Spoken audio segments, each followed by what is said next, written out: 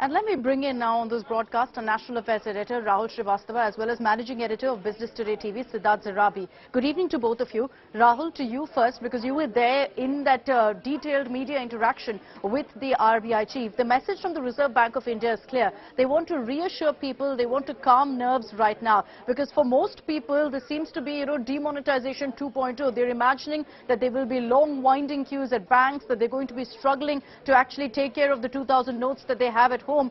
Do you think that the RBI chief and this message that he sent across will actually help in kind of ensuring that the situation tomorrow isn't completely chaotic? Akshita, one thing I would like to explain that this time around, compared to Note Ban 8 November 2016, the tone and tenor is different. The move has not been announced by the government. It is a monetary move announced by the monetary economic guardian, the Reserve Bank of India, not the government of India. There is no saber rattling. We are defeating black money. We are defeating anti-national forces as it was in 2016 November of 8. This time around, it's being presented as a clear, plain exercise. Yeah. What I say that it's definitely going to be different to 2016, primarily because at that time, the amount of currency which was sucked out was huge. Over 80% at that time, 1,500 rupees notes were a huge part of the system. It happened suddenly, 4 hours, there was a scramble. People didn't have cash in their hand. Today, the situation is different. This 2,000 rupee note, which was brought in as a remonetizer after 2016, it eventually, if you look at, has been losing vogue. Why I say that if in 2018, it formed 38% of the total currency in circulation. Today, it is 10%. Today, there is something close to 33 lakh or 32 lakh crore of currency in circulation. Just 10% is being sucked out. Also, I think this is not a poor man's currency. This is not something, I think the poor and the masses shunned this currency sometime by end of 2017, 2018. It was too difficult for them in their day-to-day bread and butter life because retailers, small vendors, shopkeepers in small markets and towns had stopped accepting it. My good friend Siddharth Zarabi on Friday poetically said that pink is the new black. And that's what eventually it could well be, that large portions of it could well be with people who have something to hide. Retailers and traders are people who use a lot of it because one reason is ease of business, but the other is also staying out of the tax net. So one important thing that Mr. Shaktikanta last said, that we're expecting most of it to come back by 30th. A deadline has been given because people don't take it seriously otherwise. That's an interesting point. But, Rahul, I'll just come to you, and I want to bring in also Siddharth in just a bit. There's one question that everyone's asking. It's Siddharth, I'd like you to answer that. The question essentially is about the limit, really, in how much you can exchange and also how many times you can visit. How much you can exchange is fixed at 20,000 rupees. But how many times can you actually visit the bank in the day?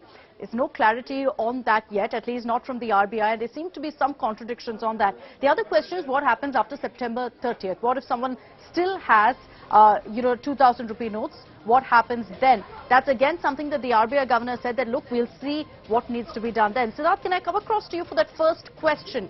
If a person wants to know how many times he or she can actually visit a bank in a day with these notes for exchange or deposit, is there an answer to that, a concrete one right now? Well, there are no concrete answers to that as of now. And the reason for that is the following.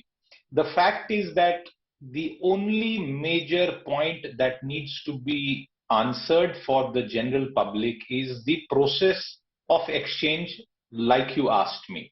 The deposit situation, there are no questions. There are rules that apply for deposits. They will have to be followed. And if I may add, if there is money that is deposited more than 50,000, that doesn't automatically mean that the taxman comes chasing after you. Income tax is, after all, levied only on, penalty is only levied on unaccounted for income.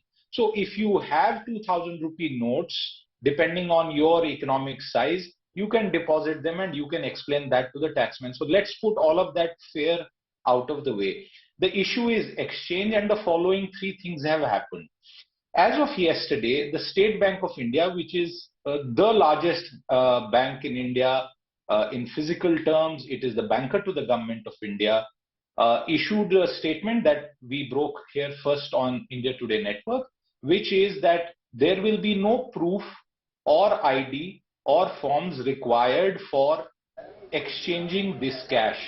This instruction came a day after a RBI circular which had asked for KYC application. So this was the first major relaxation. Now the SBI has left this point unanswered about how many times. As of yesterday and today, the DEA secretary who spoke exclusively with our network clearly said multiple times a day. However, HDFC Bank has not clarified. I imagine this situation will now pan out, Akshita, at a bank-to-bank, branch-to-branch level. The government and the RBI is not getting into the... Siddharth, just a quick clarification because I'm running out of time. Your advice to people watching this broadcast is find out from your bank what is the norm? Absolutely. Go to the bank, and if you can go back to the line queue up, if there are long queues, then there might be an issue. But as of now, there are certain banks which have said only once a day. I think that will get clarified over the next 24 to 48 hours. And important to highlight that people have 4 months here. It's not a 24-hour deadline. They have 4 months. So there's no need to rush to the banks tomorrow itself. You can take your time, as the RBI Governor also said. Thanks very much, Rahul. Thank you, Siddharth, for joining us here on this broadcast and breaking it down really for our viewers.